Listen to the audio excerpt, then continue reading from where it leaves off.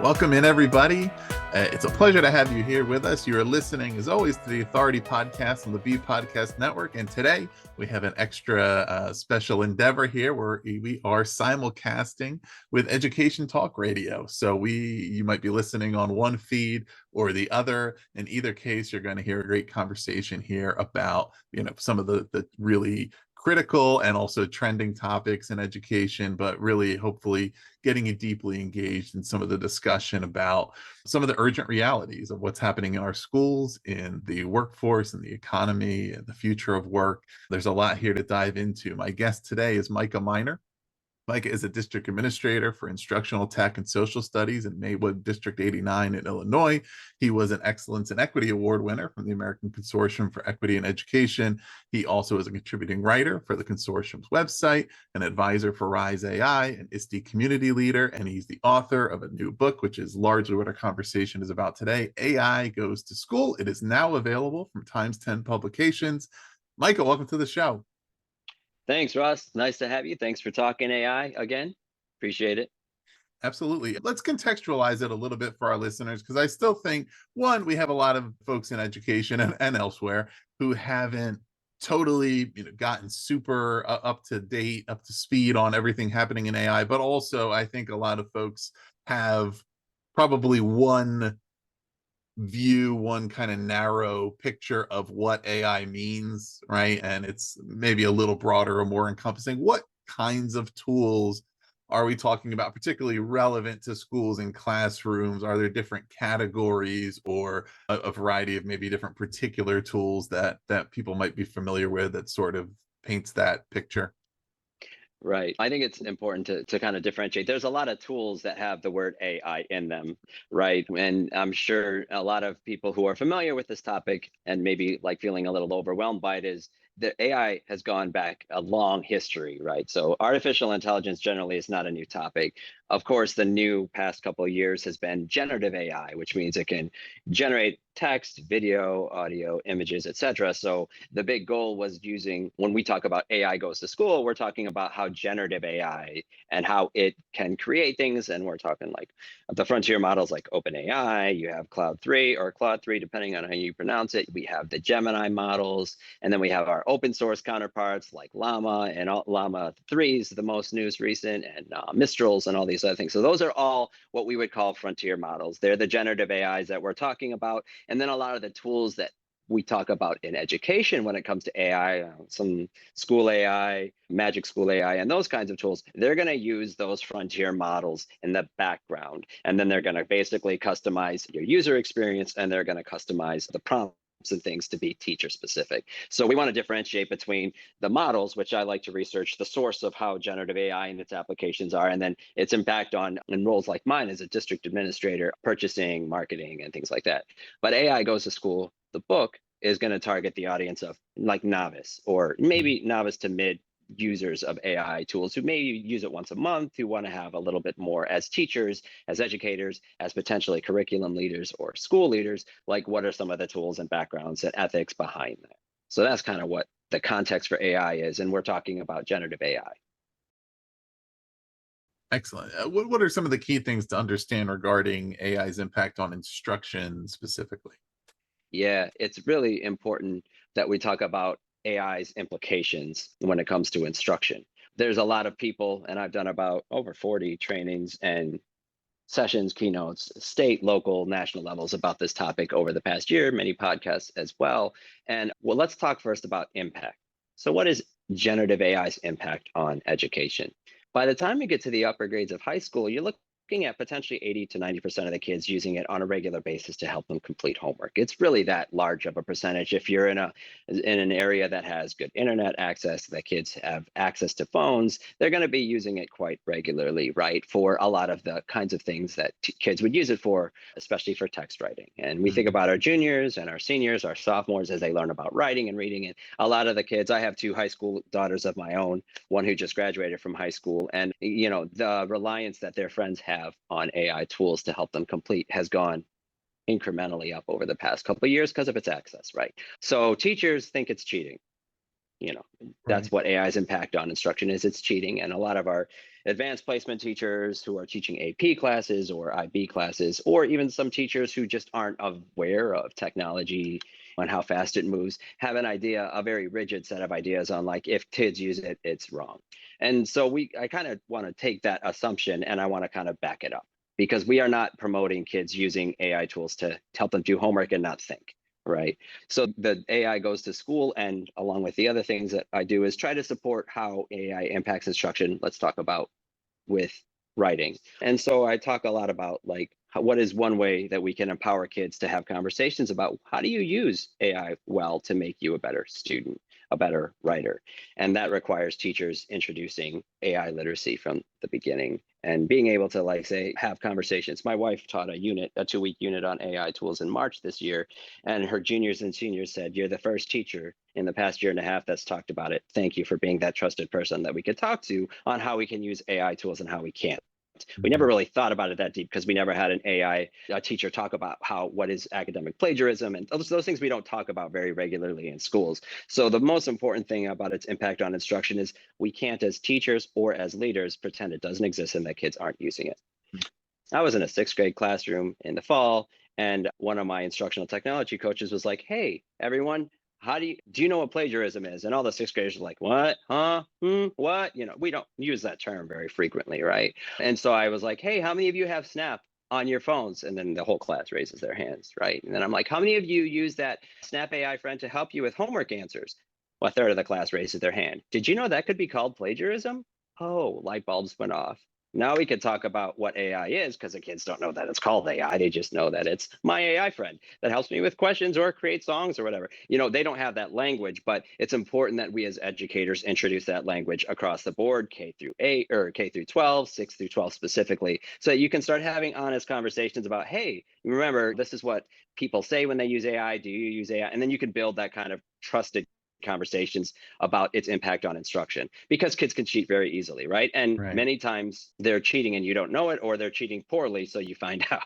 Yeah. So just realize that it's relatively ubiquitous in our kids and that they're using it very frequently, and it's our job as educators to have those critical conversations with students along with parents on what AI is and how it can work. So that's kind of the context. Yeah. Yeah. It's And then if you I- want to talk direct impact for instruction, we could talk about approaches in a second.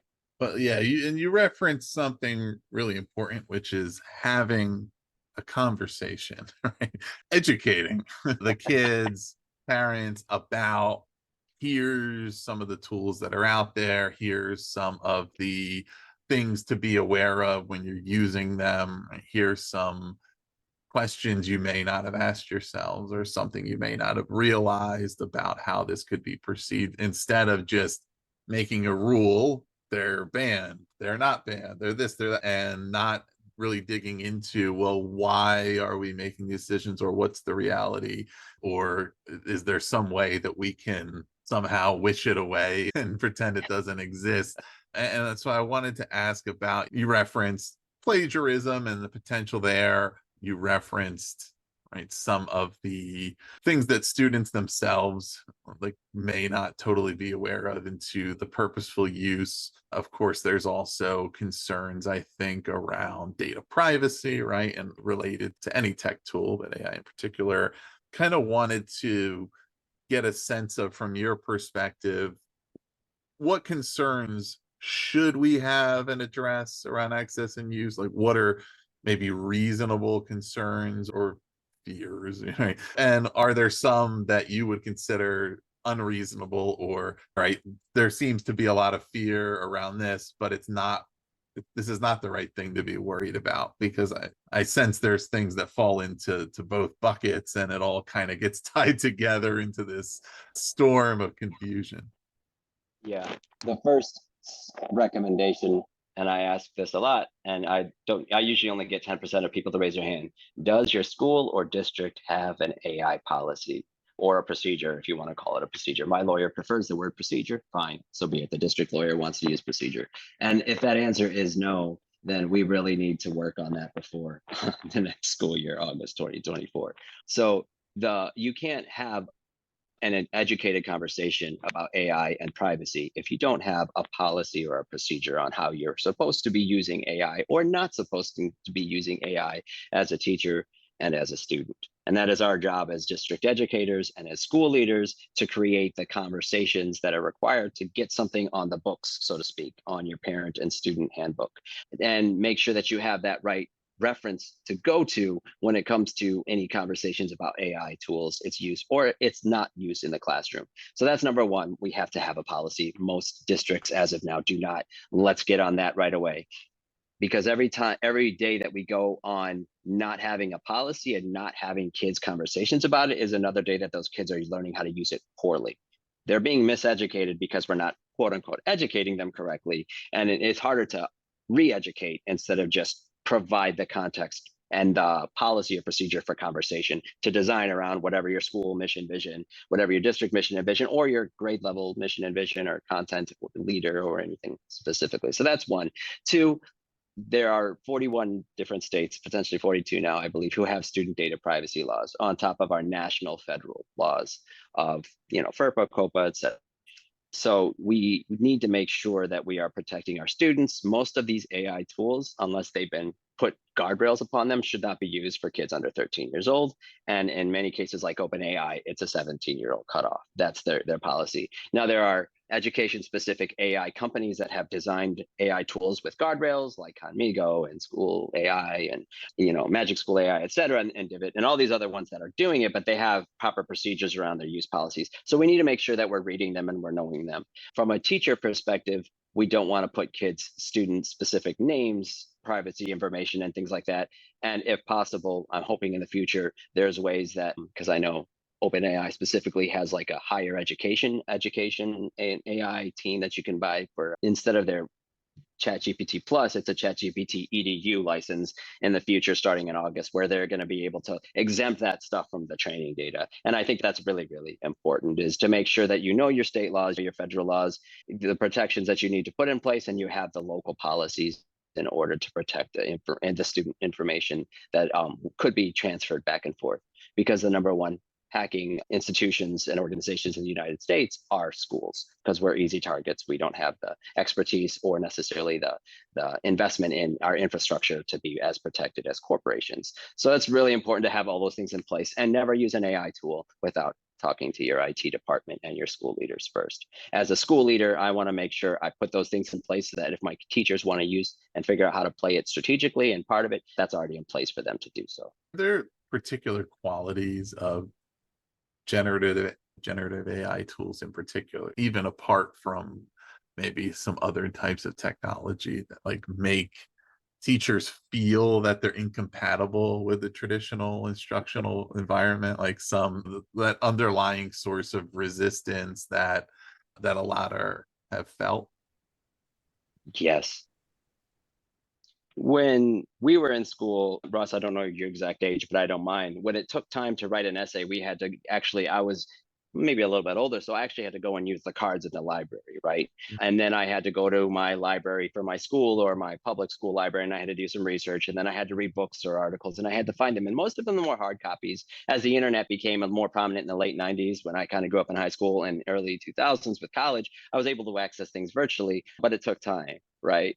And I think that time of potentially 4 weeks it took me to write, research, figure out, and do a first draft, that can be changed to 4 seconds now, right? And I think that we need to account for, as education, that process of the 4 weeks of my getting all those things in order as a secondary education student or a higher education student or a middle school student is important. And we can't have AI circumvent that process. We still have to teach students the process in some ways. It's not going to take 4 weeks or 2 weeks like it used to, but it's still really important that K-5 focus on the foundations of math, writing, reading, critical thinking skills, and all those fun things that are already a part of our schools. We don't want an AI to think for us, and we don't want to circumvent the learning process without it. That being said, there's a lot of opportunities and differentiation, as we all know, with any kind of generative AI tools to help teachers be more efficient with their time and invest more in relationships with students, because some of the other things that they've been trying to do with their time are amplified and more efficient. But that's kind of what we want to make sure that we're doing, is we don't want to change everything just because of an AI tool that can take 8 seconds. They still need to learn and be experts in the areas that we want. Yeah, and that's a key part of the discussion, right, is again that conversation, making that case, because that's an evolution that's taken place over time, right? You at one point, to do research, you had to go to the library, then those research papers moved online, then we had Wikipedia to summarize a Right. lot of that, then we had YouTube, where, okay, if I don't know how to change a tire or troubleshoot a computer issue, I can Right. pull up a YouTube video and figure it out. So why do I don't really need to know how to do this, right? And now it can get to the point of being too reliant to the detriment of preparation, right? To say, okay, well, I can put things off to the last minute because I Right. can just pull it up on a computer, and it's okay. I'll always have that there. I always have that backstop. And so really identifying, like, what are the things that are important that we don't do away with or undermine, and what are the things that, what, this is no longer relevant, right? Certainly have a perspective on some of the, I think, overemphasis on these are just cheating tools, that, some of these assignments, that they can just be easily plugged into an AI tool, and it can do the assignment for them, then it's not really such a great assignment Correct. anymore, because in 5 years, like, everybody will do it that way, and it's just no longer a marketable skill to be able to do that Right. thing if it can be easily, completely replicated by a tool. And yet there's also underlying information and knowledge and pieces of that Right. that are important, right? And that if Yep. we just can opt out of learning something, if we can avoid engaging with it so much that I can turn in an assignment that's worthy of a good grade without having absorbed any information, right? Right. And so it's like the difference between what skills are still valuable skills and what skills are being replaced by technology versus knowledge, and what knowledge is and means, and that there is a certain truth to the fact that not all knowledge needs to be an economic driver, right? That there's Right. value to having a wide array of, the liberal arts, so to speak, knowing a variety of things, that you don't have to be selling that knowledge all the time. That just makes you a better person, more well-rounded, more adaptable. But yeah, I mean, are there a couple of those things are there a couple of things, especially from your perspective as a technology person, as somebody who wrote a book about AI goes to school, like the things that Yeah. should stay the same, right? The things that we should be really, really cautious before we allow them to be edged out of our classrooms by technology.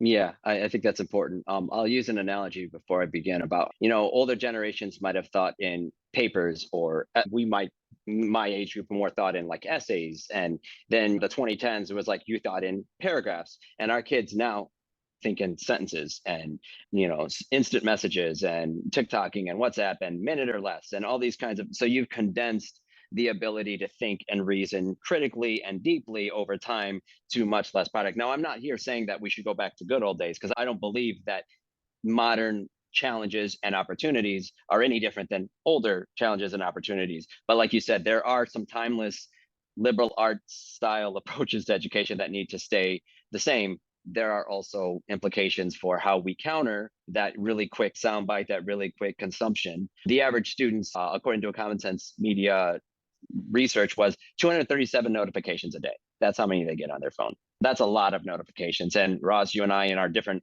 endeavors and all the things that we do, we might have just as many, maybe a little bit less, maybe a little bit more, depending on the demands of our time. And it's just really hard for us to teach that. We have to make sure that we're still teaching kids critical thinking skills, that realize that just because it can be done as an AI tool, that doesn't mean that every part of history, for example, as a social studies perspective, that doesn't need to always be recalled. But we don't want to have a tool that can lie to us and manipulate us so that we don't know what basic history was. And in the future, that's kind of what I'm worried about, is we still have to have some basic knowledge, and each district has their own ideas, and each state level and regional organization and boards of ed, they all have those ideas of like epistemology and knowledge and how it works. And I don't want to lose those things, but I think it's important that all stakeholders have a conversation about it, including corporate America, including Mhm. careers and jobs and post opportunities. So it's not doom and gloom, but yes, knowledge has shifted. Our knowledge economy does require things that we can do now, like emailing in seconds is a lot easier to do than it is to spend 3 hours on an email for a certain occupation.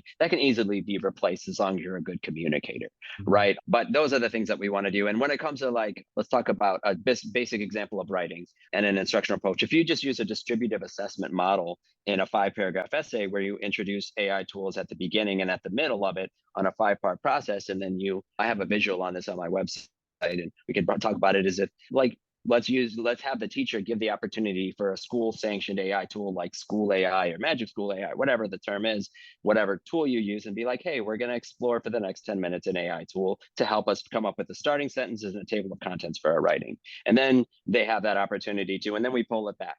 And then we say, okay, I'm going to grade that 20% out of 100. And then I'm going to give the second opportunity. Now it's your turn to write. We don't want to use an AI tool for that writing process. And then we give them that time to write for us. And then we give them another 20% of their grade on how well they did. And then we shift to, hey, we're going to put this information in an AI tool to help us on feedback on our construction of our sentences and paragraphs for writing.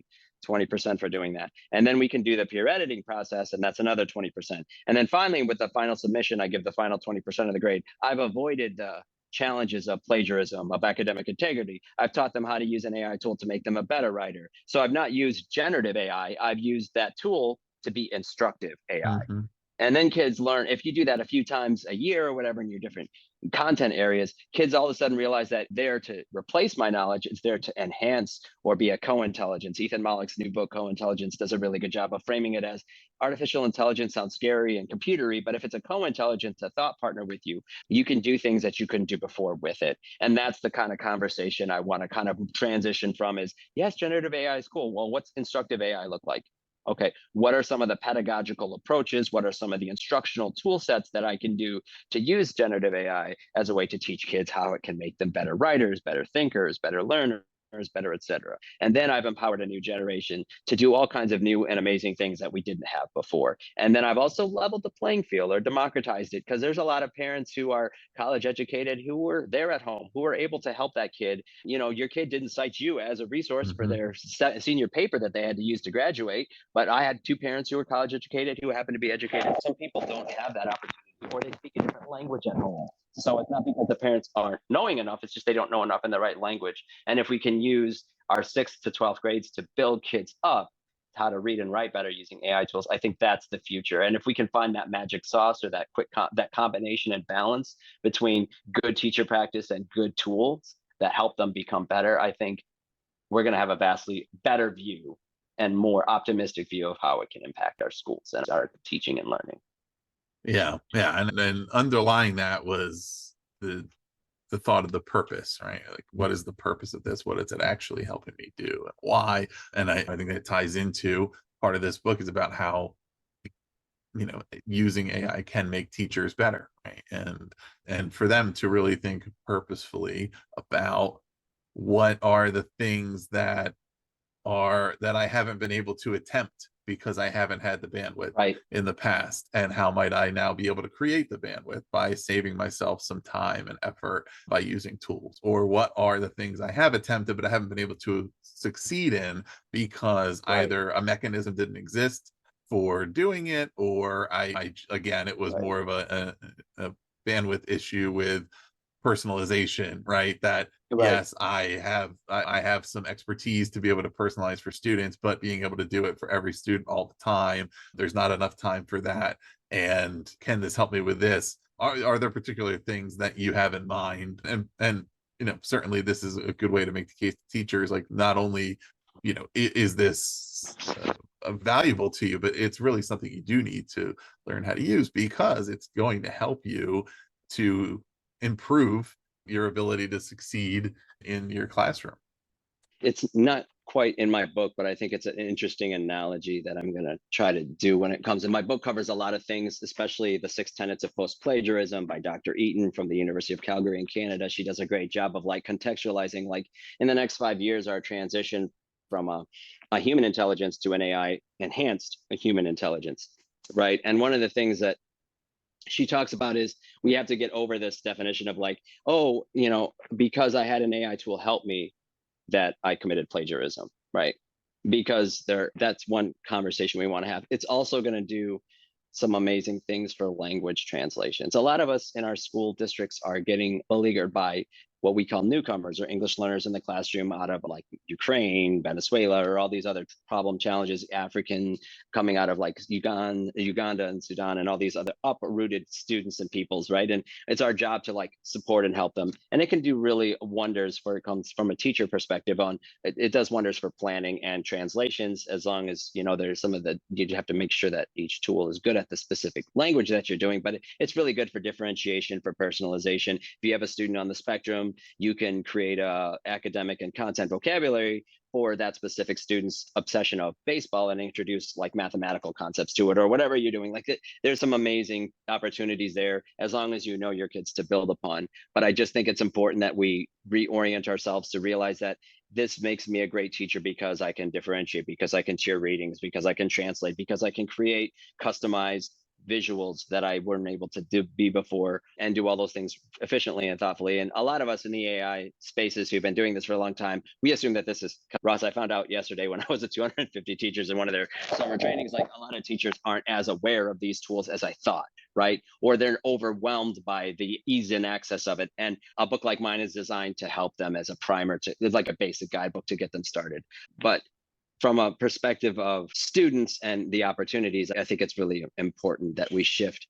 Now, I have an analogy of like, we want to teach kids not to be, what's the right word here? We want to make sure that there's opportunities for them to practice AI tools thoughtfully with an AI literacy standpoint, but we are also trying to make sure that we teach them how to use it well. So I use that one analogy. So let me go back to student tool usage. Let's talk about bias, because I think you mentioned that in your questions and I didn't address that well.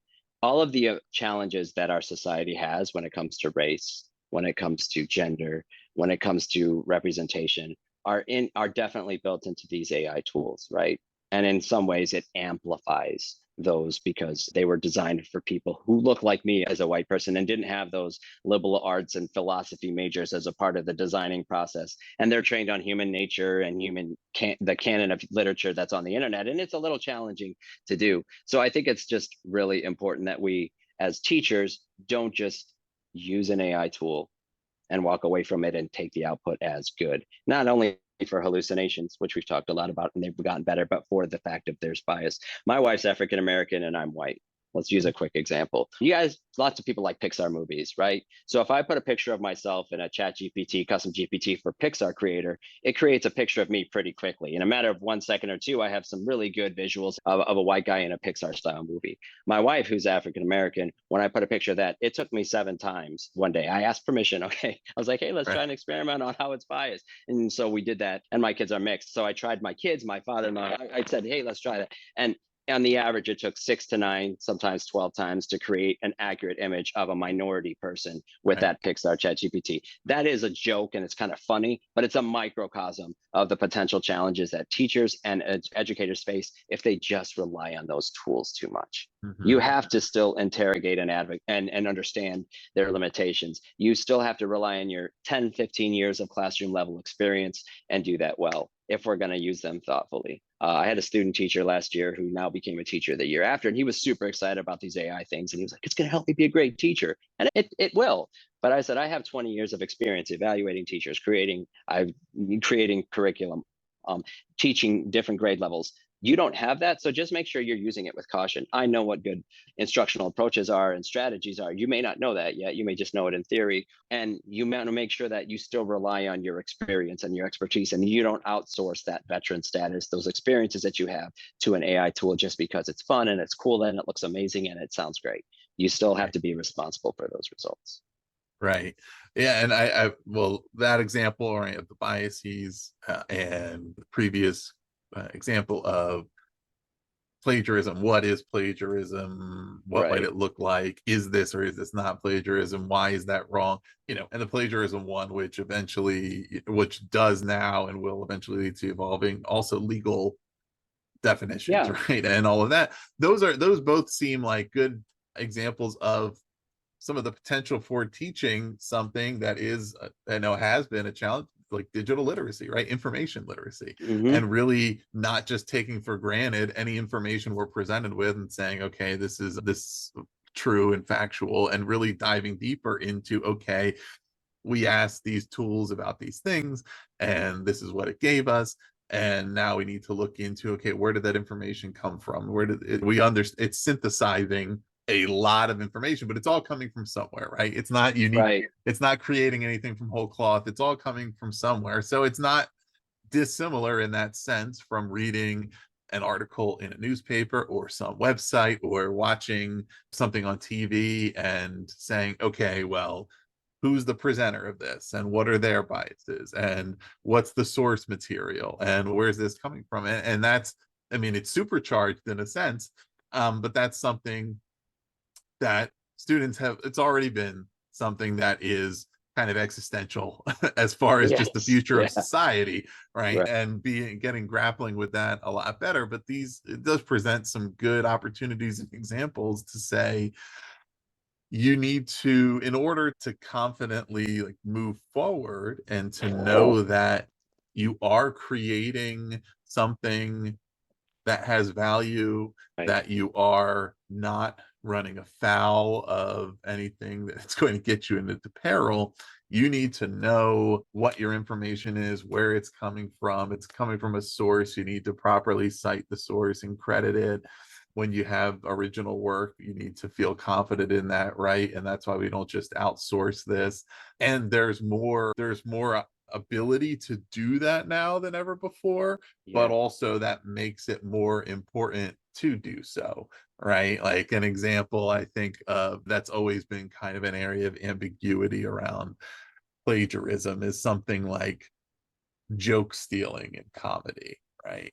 Where Right. it's like you couldn't necessarily prove intent or even consciousness. We may have each independently had a similar idea, or I may have heard your joke one time and it was just somewhere in my brain, and then one day I had an idea and like it was more me sort of remembering that, but I didn't really remember and I just thought it was a new idea. Or I could have just gone, heard exactly what you said and said, I'm taking that, but you Right. couldn't actually prove it. But nowadays, maybe I would be able to say, well, I have this idea, let me look online and see if anybody else Right. has done that before, or let me check out YouTube or whatever. But all of these things, so even with students, it's a good opportunity for students to encourage them, hey, try to use these tools for this assignment, and then based on what it gives you, then here's some other ways to go about and research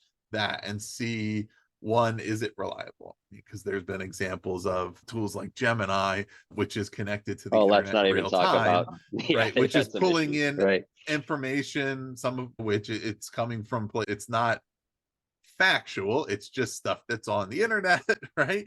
And you Right. might say, okay, it gave me this answer and this isn't really true because somebody Right. was saying something sarcastically and it didn't understand that. There might be others where it's like, yeah, this is totally accurate and up to date, but I know where it came from, this source or that source. But Right. anyway, I mean, does that kind of seem like an area of Right. opportunity to you in this again, digital literacy, information literacy piece, which is only going to become more challenging, but also Right. like it is a new opportunity to teach that in a responsible way. Yeah, librarians love this because I think it's important. There are serious information, disinformation, and misinformation campaigns that are always Mhm. happening across the world, right? And the internet is free, full of those kinds of opportunities and challenges and manipulations. And I think we've already always talked about, like you said, information literacy and critical thinking and media literacy skills. I think this magnifies that by 10. Our digital citizenship lessons should be incorporating, and I did this in my district last year, 1 to 2 digital literacy lessons in that digital literacy citizenship lessons, right? Has to be a part of our process for teaching our kids. The teaching hey, what's information? What's misinformation?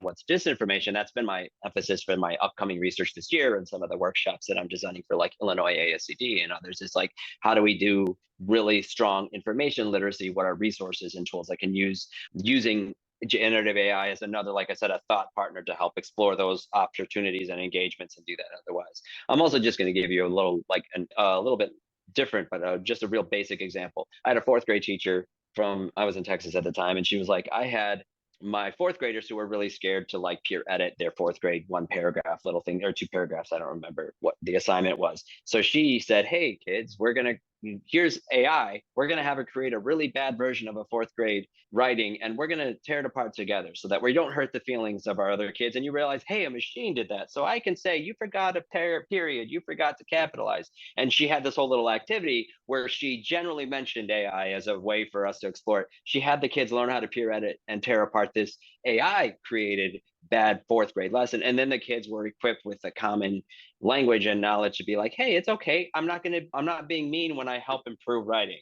It's a really basic use case, right? Like a really simple way to incorporate it as a part of the conversation to a fourth grader's vocabulary. But it was transparent. And this is what I always say, make sure whenever you use AI that it's transparent, that it's moral or ethical, and that it is clear how and when you're using it. Right. And then it makes everything easier. So you want to teach that because then the students realize that they don't have to hide it. There was a recent survey that I heard on podcast last month, late May, which was 65% of people in workspaces are using AI tools, but most of them won't tell their supervisors that they're using it because then they don't want to have more stuff or have any challenges to it. I was at one training last month at one regional office of education near me, and a dean was like, I've been using it for teacher evaluations all year, but I'm embarrassed to talk about it because no one's given me that opportunity to do so. See, when we model good, transparent AI practices, as part of our informational literacy and our transparency efforts as teachers and as school leaders or as district leaders, the kids realize that it's not something that we have to hide. It is not like something that is hidden that we're trying to like pretend that we don't use. That it opens up that conversation like we kind of started with at the beginning, how important that is. Those are the kinds of things that we want to make sure, because as society moves towards a more what I would call cyborg style approach to teaching and learning and writing and enhancing our intelligences and all those kinds of things, or as a co-intelligence, we're in a transition phase where we need to make sure we teach how and when to cite and where to cite and make sure that it's always easier to just like any other things. We used to have this term, you can't have an AI, a Googleable assessment. Like we can't have an AI-able assessment. If it's that easy, maybe it's a bad question. Maybe it's not a good topic to cover. But if I do a Socratic seminar, like my wife did at the end of her artificial intelligence 2-week unit, and they were able to share their ideas and their thoughts and learning in a transparent way, and you have a rubric for that, you've not given them the opportunity to cheat. They've learned, and then you use a Socratic seminar without screens, so you know how much they did learn, and you have the ability to evaluate. And that's kind of the assessment shifts that we need to do. Oral exams, performative approaches, things like that, where we can still have kids use it to build knowledge. Like that's never a bad thing, but figuring out how and when to use it, always cite it when they use it, and then find ways that they can show what they've learned in addition to AI and all the things combined with their personal intellect and growth and learning approaches, and then be able to present and share and be managed and assessed by that. And then we're past that. It's cheating conversations more to how does it make humans' lives better? How does it help our lives improve? So what potential excites you most about what we may be able to achieve with some of these tools as they currently exist or as they evolve? Anything that's been out there as a persistent challenge or just something that you've been looking toward that's really interesting to you? I'm hoping that there's a couple of things. I hope it helps solve some of our climate challenges in the future. It's done a lot with medical research that I think it can be useful. Nuclear fusion, if we can get a cheap and generic energy that's able to be applied equitably across our world to help power this, because there are ecological implications to how much, for every day that you use an AI tool for OpenAI, it can like basically run a 27,000 person city for one day. Right. So like, I'm hoping that in the next 5 years, we can solve some of our climate challenges, some of our power challenges to help the world be more equitable. it can democratize knowledge so that people in India in rural places or in America in rural places across the board can have access to basic medical knowledge about things that they don't have to pay for to help their lives become better despite their economic circumstances. And I think those are the big human dreams of like, it can actually come up with ways that we may not have using human knowledge as everything, but finding ways to see things from different angles and perspectives that we've never seen before that can help solve some of those big world issues. And then personally, I hope it results in a 3-day work week or a 4-day work week for the general masses, and that we can talk about. I don't want to use the word universal basic income because people on different sides of the fence have different challenges, but we need to find a way to realize that like AI can do a lot of really great things. We always have to keep humans in the loop as part of that process. But what are ways that it can amplify our humanity and not on the things that we can do better and do more for community and equality and equity? Those are the areas I'm the most interested in its applications of. I think all of us are. Where it's detrimental is the manipulation, relationships where I'm really worried about having an AI girlfriend or boyfriend or they friend, however you want to use and approach that, to be able to not be able to be socialized with the human Right. world. I'm kind of worried. We were worried about that with the whole rise and fall of the metaverse. Yeah. Right. Human connections was really big. And one of the challenges I see is people potentially losing themselves in their fantasies and losing the ability to interact well within our society and work with humans, and instead prefer their AI friends, so to speak. Those are the areas that I'm the most worried about. What about you, Ross? I mean, you've talked about this a lot, probably at least 12, 15 times in the past year and a half of your podcast. What are your dreams and hopes? And, You know what? I think you named some good ones. I mean, one of the things that I've really been thinking about is what are from a even from an education perspective as and then leading to kind of the future of work, like what are some of the persistent gaps in access and equity that can be closed rather than exacerbated, right? If we right, take the right approach. And how can we, instead of looking at it from the deficit lens of, okay, these technologies are going to replace these type of jobs or these types of skills, like how are we training our skills to be able to create the next opportunity instead of being the victim of whatever the right, technologies are. And realistically, I think if the tools continue to evolve the way they are, they're just as likely to be able to replace like what are currently considered to be like white collar professions, right? Versus some of the right, other. I think the assumption has been that it's quote unquote low skill labor or whatever that can be replaced by technologies. But frankly, there's a lot of knowledge professions, right? There's a lot of, one of the ones that I came up with as an example, and I haven't explored it deeply, but I'm thinking, are you telling me that within the next decade at least, there's not going to be AI tools that can much more efficiently, effectively, and accurately, handle stock trading than humans, right? I mean, it's right, already technology driven, and there's a lot of capital allocated to human labor on those jobs that aren't value creators, aren't essential necessarily to the future of society, except that we determined that it's an important part of capitalism, right? But I mean, of course AI is going to be able to do that better, right? right, And so what does that provide an opportunity for? Maybe it's an opportunity to sort of revisit and reset our values, our cultural right, values, our values around education and learning and what it means to have a meaningful variety of experiences and skills and knowledge, and what it means, as you mentioned, to look more equitably and have less of a division about what we consider to be, reputable or worthwhile professions or versus others, and have a way of looking at that differently. And eventually that disruption is likely to happen. I think there's a lot that's happening already, not necessarily related to AI, but certainly in terms of the staffing cycles of high tech companies and staffing up, but then significant rounds of layoffs, right? And some right, volatility even in very highly educated, highly paid roles. within those companies, and things are just going to move that much faster, right? I was, you referenced earlier our relative ages, and I'm slightly younger than you, but not by much. But I was like kind of the very tail end of the last, at least as far as the people that were giving me advice, of the Mm. last sort of age cohort where it was not taken for granted as kind of a requirement that you need to learn coding, right? Right.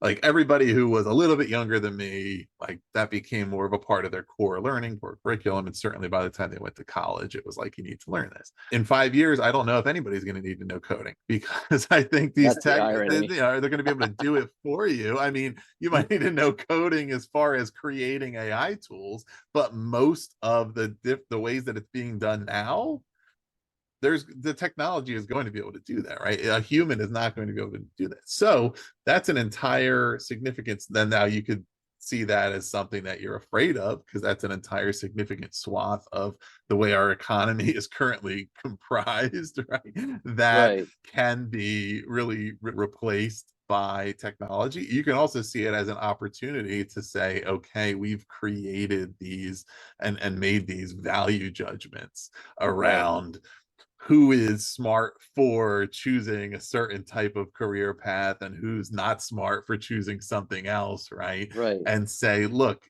our decisions should no longer be made just around, okay, your number one question, is this going to be lucrative? And we Right. really can ask more questions around purpose and meaning and Right. improving the world and finding a mission that you believe in, right? And saying that you can make a good living based on doing meaningful work, versus if it's Right. consequential that you end up being able to do something meaningful in addition to making good living, then that's a bonus. So that's, I think there's potential there, and I'm hopeful about that, but who knows? Well, yeah, because I think of like the lottery of birth. Like we talk a lot of, I'm a social science teacher by trade, and my wife is also a social studies high school teacher. And she was going to be a lawyer, and then things changed as we, with everything as in our early years as we were learning how to marry and everything else. But like I think that it's really important to talk about the lottery of birth, because I know American ACE.org is a really Mhm. big equity focused organization in education specifically. And you, Ross, and others are really involved in that organization. And of course, you have your own endeavors that are all human related, that are all about magnifying impact, purpose, and the ability to mitigate some of the challenges that our world faces. And it would be great that we could have a generation of entrepreneurs who can focus on that, not on making the $1 billion.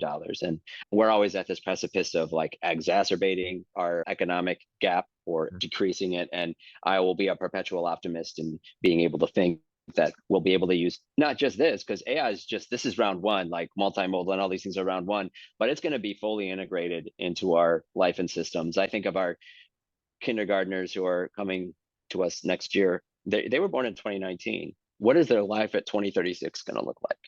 And our education needs to be flexible enough to accommodate the 2036 along with the 2024, right? We need to make value judgments in each local school and district and state level and county level. And this is a conversation across the board. And I think AI breakthroughs have let us have that opportunity to have that conversation. So to kind of, I know it's getting a little bit late. So to wrap up this conversation, like I find it to be, there are so many opportunities that we want to take advantage of, and that the next few years are going to be really strategic on how helpful it can be and redesign some of our educational tendencies, and how that can be a great thing. But we all need to be empowering and informing ourselves to make sure that our futures of our kids and our that are coming to us in our schools, that they feel that balanced tension between great backgrounds of histories and liberal arts education and knowing a little bit about everything so that you're not duped, and able to be critical thinkers while at the same time realizing it can amplify opportunity like never before. And that's the goal and hope and dream that we all pursue in this. Yeah, I think there certainly is an opportunity for more fluidity and less, fewer boundaries between different areas of life, Right. different aspects of one's career, right? And there's already trends toward this, just with the ability for remote work and online business and different skills, where people are more likely to have different endeavors that they're involved in. But I think that can continue to go further, where nobody's going to have to feel like they only have to do one thing. Everybody's going to do more than one thing.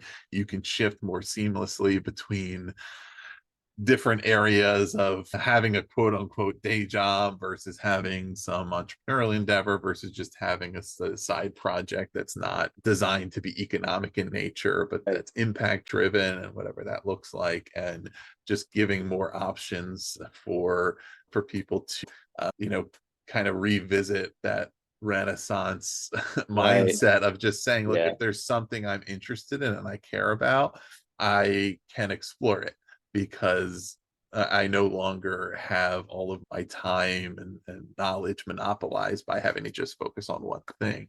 And that could be pretty cool. Micah, so you're doing a lot of stuff around this. Where can listeners learn more? Are there important things in the book that we haven't touched on that you want to point out that people will learn by reading it? Honestly, the book is wonderful and it was a great opportunity to explore some basic concepts. So if you want any more information, go to micahminer.com, MICAHMINER.com.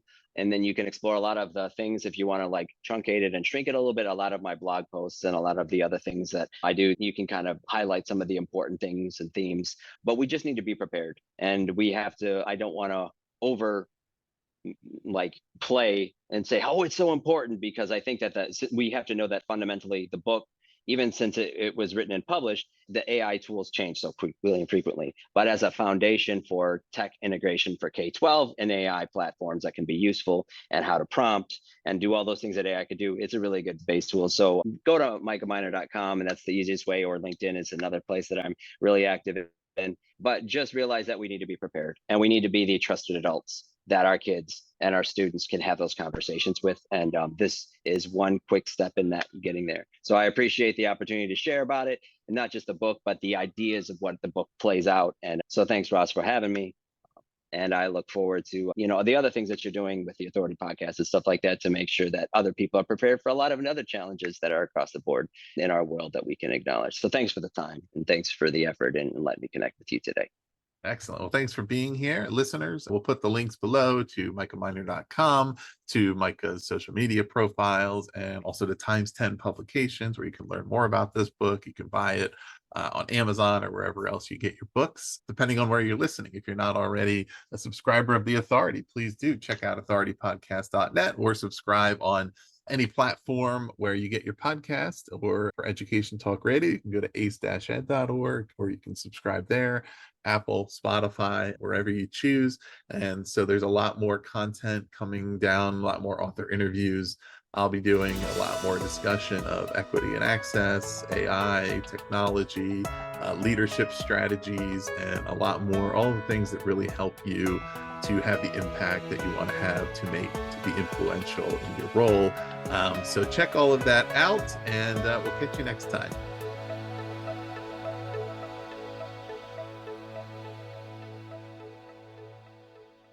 This episode was edited by Gage Sanderson.